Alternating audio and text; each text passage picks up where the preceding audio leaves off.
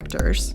Since the beginning of industrialization, we burn more and more fossil fuels, releasing large amounts of carbon dioxide.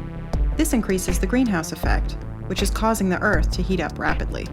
We have induced man-made climate change, which dramatically changes our planet's natural processes and creates a number of problems. Fossil fuels are finite. Especially the amount of available oil, our main energy resource, is decreasing rapidly.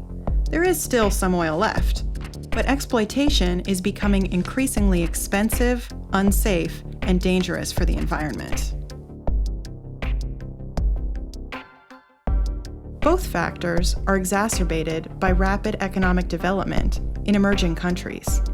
The result: accelerated climate change and increasing resource scarcity. To curb this trend, a massive shift in energy policy is essential. Nuclear power is no solution. The catastrophe of Fukushima has shown this once again. Germany's energy transition involves two main changes. First, a shift to renewable energy instead of fossil fuel. Second, a decrease in energy use through design, technology, and energy efficiency measures.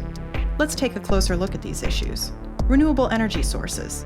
This means the extraction of energy from materials that are not finite or that regenerate themselves. This can happen in large plants, but also on a small scale in private households, close to the consumer.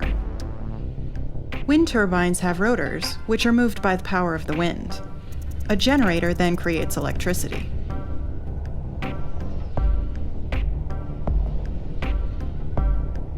Similar to wind power, in hydroelectric power stations, kinetic energy drives a generator, which produces electricity. Wave and tidal power plants use the natural movement of the sea. There are two major forms of solar energy. Solar collectors heat a transmission medium with the sun's energy. On a small scale, this includes hot water heaters for individual households. On a large scale, concentrated solar power plants produce electricity. Solar photovoltaic cells convert the sun's rays directly into electricity. These systems are often installed on rooftops.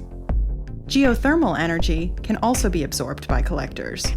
Just a few meters below the Earth's surface, the increased temperature can be high enough to supply the heating for private households. In regions with high underground temperatures, electricity can also be generated in this way. Biomass from animal and vegetable substances, like organic waste from agriculture and households, or specially grown energy crops, can generate electricity or be converted into fuel.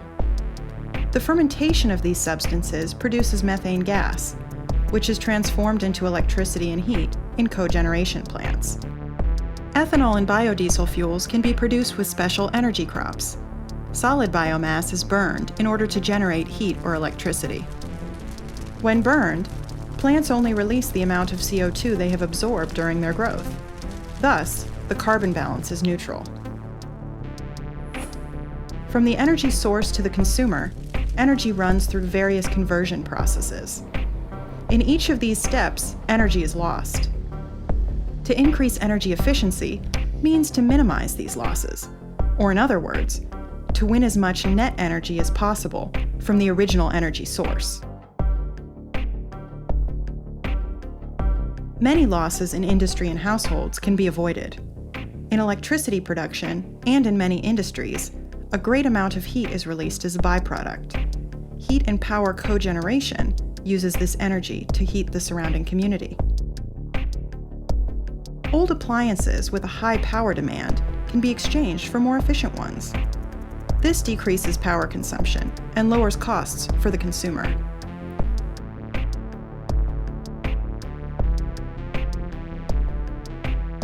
Just as important as increasing efficiency is the reduction of overall consumption. Our way of life uses too much energy. We need to conserve. The energy transition is a very complex challenge. What are the difficulties? The use of renewable energy can have negative ecological consequences. Occasionally, the interests of nature conservation conflict with the production of green power. Wind and hydroelectric power plants may damage the habitats of birds and fish. For the cultivation of energy crops, rainforests are cleared. This destroys valuable ecosystems and important natural carbon sinks and increases CO2 emissions. Energy crops are often grown on fields that previously grew food crops. This increases world food prices. Residents in the vicinity of many power plants can complain about unsightly buildings and noise.